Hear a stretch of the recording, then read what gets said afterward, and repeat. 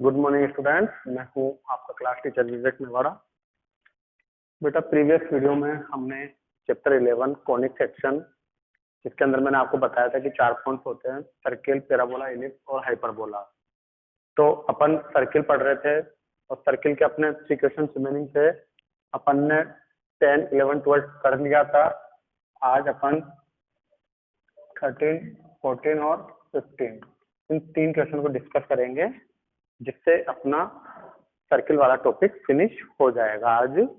तो इन 3 क्वेश्चन के अंदर हम आज डिस्कस करते हैं सबसे पहले क्वेश्चन नंबर 15। पहले डिस्कस करते हैं क्वेश्चन नंबर 15। तो देखिए यहाँ पर क्या दे रखा है कि एक सर्किल की इक्वेशन है। इक्वेशन ऑफ सर्किल आपको गिवन है x² + y² = 25। ये इक्वेशन आपको गिवन है। तो सबसे पहले आप ये देखिए कि यहाँ पर ये जो सर्किल हमको गिवन है, इसका सेंटर और इसका रेडियस क्या होगा। तो इसको स्टैंडर्ड फॉर्म में कन्वर्ट कर लूं। x - h का होल स्क्वायर y - k का होल स्क्वायर = r²। तो अपने सेंटर यहाँ पर क्या दिखे, 0, 0 और रेडियस क्या बनी, 5।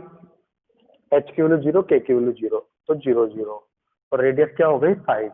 तो अब इसको देखकर आप इसका एक डायग्राम बना लो, जहाँ पर सेंटर 0, 0 है और रेडियस 5 है। तो ये सेंटर 0, 0 हो गए और सेंटर से सर्किल को टच करने वाली लाइन रेडियस 5 हो गई। क्लियर है। इस इक्वेशन को देखकर सबसे पहले आपने ये चीज बनाई। अब यहाँ पर बोला है कि आपको 2 पॉइंट्स गिवन दे रखे हैं, -2.5 और 3.5। -2.5 और 3.5। तो ये कौन से क्वाड्रेंट में दिखने चाहिए, नेगेटिव और पॉजिटिव, कहीं पर भी ले लीजिए आप। अब कोई 2 पॉइंट्स गिवन है आपको, 2 पॉइंट्स गिवन है, -2.5 और 3.5। -2.5 और 3.5। अब ये पॉइंट कहीं पर भी ले सकते हैं। अभी आप सर्किल के बाहर भी ले सकते हैं, सर्किल पर भी ले सकते हैं, सर्किल के अंदर भी ले सकते हैं। क्वेश्चन ये पूछा है कि ये जो इक्वेशन है सर्किल की, इस इक्वेशन से ये जो आपको पॉइंट्स गिवन है, तो क्वेश्चन ये है कि ये पॉइंट सर्किल के बाहर हैं, सर्किल पर हैं कि सर्किल के अंदर हैं। इसको तो सेंटर को तो अपन ने O नाम दे दिया और इन पॉइंट्स को P नाम दे दिया। तो अब अपन कैसे पता लगाएंगे कि ये अंदर है बाहर है, कैसे, इसका एक लॉजिक देख लीजिए आप। ये लॉजिक में यहाँ लिख रहा हूँ, उसके अकॉर्डिंग हम हमारा आंसर का पता लगा लेंगे। हम क्या करेंगे, इस पॉइंट P और O के बीच की डिस्टेंस फाइंड करेंगे। O और P के बीच की डिस्टेंस अगर रेडियस के इक्वल आ गई तो हम क्या बोल देंगे, अगर OP रेडियस के बराबर आ गई, O और P के बीच की डिस्टेंस R के बराबर आ गई, तो हम क्या बोल देंगे, हम बोलेंगे on the circle, point on the circle. अगर OP की वैल्यू ज्यादा आ गई रेडियस से, क्या आ गई, OP की वैल्यू अगर ज्यादा आ जाती है, ये डिस्टेंस OP अपन डिस्टेंस फॉर्मूले से निकालेंगे। डिस्टेंस OP की डिस्टेंस अगर रेडियस से ज्यादा आ जाती है तो हम बोलेंगे point outside the circle, outside the circle. और अगर OP की वैल्यू कम और रेडियस ज्यादा हो जाती है तो हम बोलेंगे inside the circle, point inside the circle. तो अब हम क्या करेंगे, O और P के बीच में डिस्टेंस फॉर्मूला अप्लाई करके देखते हैं। O जिसके कोऑर्डिनेट है 0, 0 ओरिजिन, और P जिसके कोऑर्डिनेट आपको दे रखे हैं -2.5 और 3.5। तो O और P के बीच की डिस्टेंस फाइंड करके देखते हैं। अगर ये डिस्टेंस आपके किसके अकॉर्डिंग आती है, इन तीनों में से अब चेक करेंगे। तो डिस्टेंस फॉर्मूला हमने 10th क्लास में भी पढ़ा था, वही डिस्टेंस फॉर्मूला यहाँ पर लगाना है। इसमें से इसको माइनस करा, इसमें से इसको माइनस करा,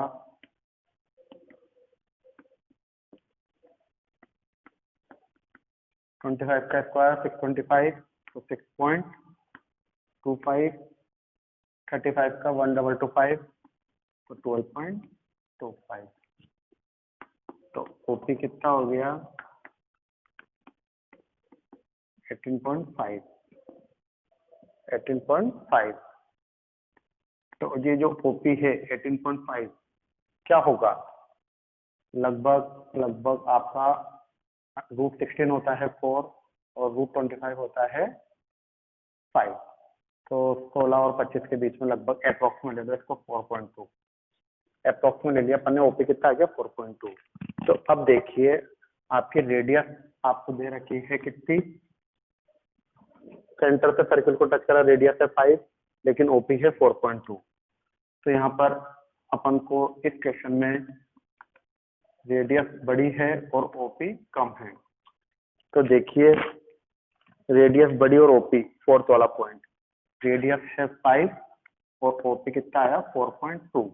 तो आपका आंसर हो गया पॉइंट इनसाइड द सर्किल। तो ये पॉइंट कहाँ पर है, सर्किल के अंदर है। तो ध्यान दीजिएगा, इस तरह से अगर वो कुछ भी पॉइंट चेंज कर सकता है तो आप घबराइएगा मत, पॉइंट कुछ भी हो सकते हैं पेपर में। तो बस आपको डिस्टेंस फॉर्मूला निकालना है और इस लॉजिक को फॉलो करना है और आपका आंसर आ जाएगा। तो ये हुआ हमारा क्वेश्चन नंबर 15। अब हम देखते हैं क्वेश्चन नंबर 14 के बारे में।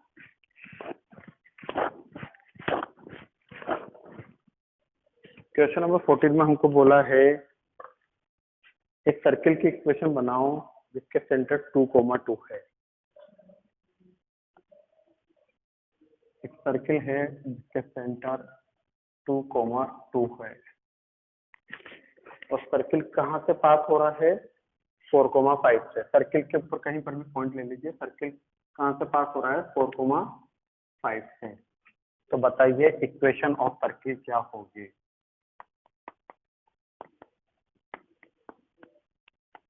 क्वेश्चन बेटा ध्यान दीजिएगा, सर्किल की जब कभी भी इक्वेशन फाइंड करनी हो तो एक सिंपल सा लॉजिक होता है। अगर आपने सेंटर और रेडियस का पता लगा लिया तो आप सर्किल की इक्वेशन फाइंड कर सकते हो। ये हम पहले भी प्रीवियस वीडियो में डिस्कस कर चुके हैं। तो सेंटर तो हमको गिवन है, बस रेडियस का लॉजिक पता लगाना है। तो देखिए लेट, हमने सर्किल की इक्वेशन क्या पढ़ रखी है, let equation of circle x minus H का whole square y minus K का whole square is equal to R square. ये होती है हमारी सर्किल की इक्वेशन। अब हमको सेंटर h और k भी गिवन है और पासिंग पॉइंट, पासिंग का मतलब हमेशा याद रखिएगा x और y की वैल्यू होती है। तो हमको चारों वैल्यू गिवन है h y k। तो यहाँ पर सारी वैल्यू पुट करके आर स्क्वायर की वैल्यू निकाल लेते हैं। तो देखिए x की वैल्यू 4 और h की वैल्यू 2, ये 4 में से 2 को सब्ट्रैक्ट करा, y में से k को सब्ट्रैक्ट करो, y ये रहा और k ये रहा, 5 माइनस 2 होल स्क्वायर की जगह होल स्क्वायर और ये आर स्क्वायर। 4 में से 2 सब्ट्रैक्ट करा तो 2 का स्क्वायर हुआ 4, 5 में से 2 को सब्ट्रैक्ट करा कितना हुआ 3 का स्क्वायर। तो आर स्क्वायर की वैल्यू यहाँ से कितनी आ गई 13। ये बन गई हमारी इक्वेशन 2। आर स्क्वायर की वैल्यू कितनी आ गई 13। अब put h is equal to 2, k is equal to 2 और R square is equal to 13। h की वैल्यू 2 गिवन है, k की वैल्यू 2 गिवन है और आर स्क्वायर की वैल्यू 13 हमने निकाल ली। ये सब कहाँ पर पुट कर दें इक्वेशन 1 में। ये रही h की वैल्यू, k की वैल्यू और r की वैल्यू। मैंने आपको यही बोला है h, k और r जिस बच्चे ने फाइंड कर लिया उसको सारी इक्वेशन वो बता सकता है, बना सकता है। x माइनस 2 का होल स्क्वायर, y माइनस 2 का होल स्क्वायर और आर स्क्वायर की वैल्यू 13। होल स्क्वायर ओपन कर लीजिए, X square plus 4 minus 4x, Y square plus 4 minus 4y minus 13 equal to 0। तो आपकी इक्वेशन क्या बनी, X square plus Y square minus 4x square plus Y square minus 4x minus 4y, 4 4 8, 8 में से 13 क्या तो 5। तो ये आपका आंसर हो गया। तो जो सेंटर 2,2 है और रेडियस आर स्क्वायर की वैल्यू 13 है, तो उस सर्किल की इक्वेशन आपके सामने है। आपका आंसर ये होगा, ध्यान रखिएगा। ओके, अब हमारा बचता है इसका क्वेश्चन नंबर 13। ये बहुत ही अच्छा क्वेश्चन है, बहुत ही अच्छा पेपर में आने लायक क्वेश्चन है क्वेश्चन नंबर 13, इसलिए मैंने इसको सबसे लास्ट में लिया है। अच्छे क्वेश्चन ध्यान दीजिएगा बेटा, इसमें एक तो 10, 11, 12 और 13, ये 4 क्वेश्चन बहुत अच्छे हैं। 10, 11, 12 और 13। क्वेश्चन नंबर 13,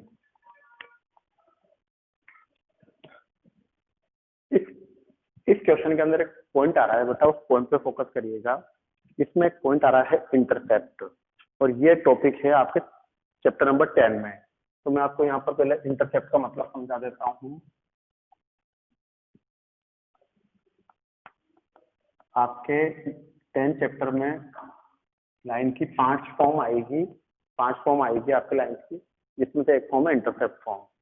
तो इंटरसेप्ट फॉर्म के होती है ये वाली इक्वेशन। ये सब चैप्टर नंबर 10 में दे रखा है, x upon a plus Y upon B equal to 1। तो ये वाली जो फॉर्म कहलाती है इंटरसेप्ट फॉर्म कहलाती है, और जहाँ पर a और b इंटरसेप्ट कहलाते हैं। जैसा कि देख लीजिए क्वेश्चन में भी लिखा है, तो a और b इंटरसेप्ट है जो कि कोऑर्डिनेट एक्सिस पर है। अब ये कैसे है इस चीज को भी देख लीजिए। अगर मैं इस इक्वेशन में x इक्वल टू 0 रख देता हूँ, तो क्या बचेगा, y upon B equal to 1, y की वैल्यू कितनी आ गई b। अगर मैं y इक्वल टू 0 रख दूं तो क्या बचा, x upon a equal to 1, तो x इक्वल टू a। तो इंटरसेप्ट फॉर्म में जो इक्वेशन बनती है लाइन की, तो x a रखा, y 0 रखा, x 0 तो y b। तो ये जो लाइन होती है, ये लाइन इंटरसेप्ट फॉर्म कहलाती है। तो इंटरसेप्ट फॉर्म की लाइन का डायग्राम ऐसा बनता है, आप हमेशा ध्यान दीजिएगा। ये वाली फॉर्म इंटरसेप्ट फॉर्म कहलाती है, और ये इसकी लाइन का इक्वेशन का डायग्राम होता है।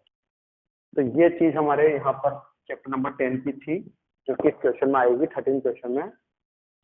बस इस डायग्राम का मतलब हमको, अब क्वेश्चन में बोला है एक सर्किल की इक्वेशन फाइंड करो जो कि सेंटर से जा रही है।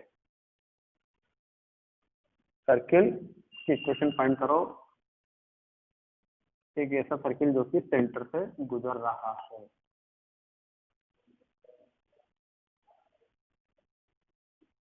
ये हमने एक सर्किल बना दिया जो सेंटर से पास हो रहा है। ये रहा सेंटर, सॉरी ओरिजिन। एक सर्किल की इक्वेशन बनाइए जो कि ओरिजिन से पास हो रहा है, और जिसके इंटरसेप्ट कितने हैं, a और b। और ये इंटरसेप्ट फॉर्म में हमने लाइन की इक्वेशन अभी पढ़ी है। ये रही, ये रहा a, 0, ये रहा डायग्राम इंटरसेप्ट फॉर्म का, और ये रहा 0, b। अब देखिए, क्लियर है बात ये।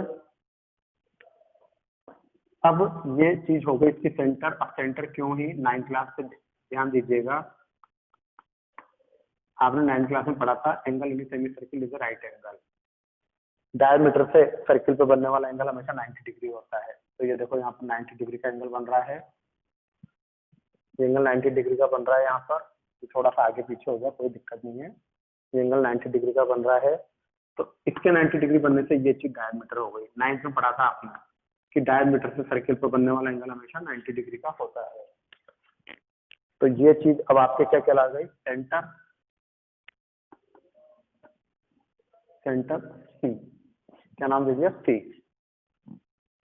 तो देखिए मैं फिर आपको बार बार कह रहा हूँ, सर्किल की इक्वेशन कब फाइंड होती है, जब सेंटर और रेडियस दोनों पता होते हैं। तो सबसे पहले सेंटर देखिए, अब आप ये वाला कोऑर्डिनेट देखिए, ये A0 दे रखा है, ये 0B दे रखा है और बीच में सेंटर C दे रखा है। और सेंटर से सर्किल पर आप किधर भी जाओ डिस्टेंस इक्वल होती है। तो सेंटर से आप सर्किल पर इधर आए या सेंटर से उधर गए तो डिस्टेंस इक्वल होने से क्या हो गया, सेंटर मिड पॉइंट कहलाएगा। तो C के कोऑर्डिनेट कैसे निकलेंगे, मिड पॉइंट के कोऑर्डिनेट हम जानते हैं x1 + x2 upon 2, y1 + y2 upon 2। तो सेंटर के कोऑर्डिनेट कितने आ गए, a/2 और b/2। तो हमारा सेंटर क्या निकला, a/2 और b/2। तो ये सेंटर की वैल्यू आ गई a/2 और b/2। अब हमको रेडियस फाइंड करनी है। तो देखिए रेडियस कैसे निकलेगी, सेंटर से सर्किल को टच करोगे तो वो चीज क्या कहलाएगी, आपके रेडियस। तो OC की जो वैल्यू आएगी वो आपके रेडियस कहलाएगी। ये ओरिजिन जिसके कोऑर्डिनेट 0 0 दे रखे हैं, और ये सेंटर a/2 और b/2, और इन दोनों के बीच की जो डिस्टेंस कहलाएगी वो रेडियस हो जाएगी। सेंटर और सर्किल के बीच की डिस्टेंस रेडियस होती है। तो अब हम इसमें डिस्टेंस फॉर्मूला लगा लेते हैं, जिससे आपको रेडियस फाइंड हो जाएगी a/2 - 0 का होल स्क्वायर प्लस b/2 - 0 का होल स्क्वायर। तो r² बराबर क्या हुआ, a²/4 प्लस b²/4। ये सेंटर निकला और ये रेडियस निकल गई। क्लियर। अब हम जानते हैं इक्वेशन ऑफ सर्किल क्या होती है,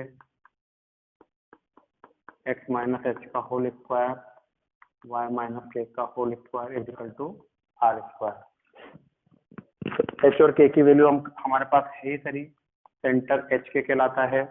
तो h और k की वैल्यू पुट करेंगे, h की वैल्यू a/2 और k की value b/2।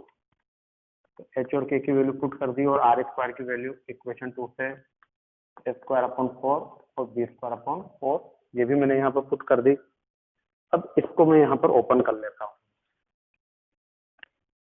a² + b² - 2ab। तो ax बचेगा, 2 से 2 कट गया, प्लस y² + b²/4 - by = तो a²/4 से a²/4 कट, b²/4 से b² कट। तो क्या बचा इक्वेशन, x² + y² -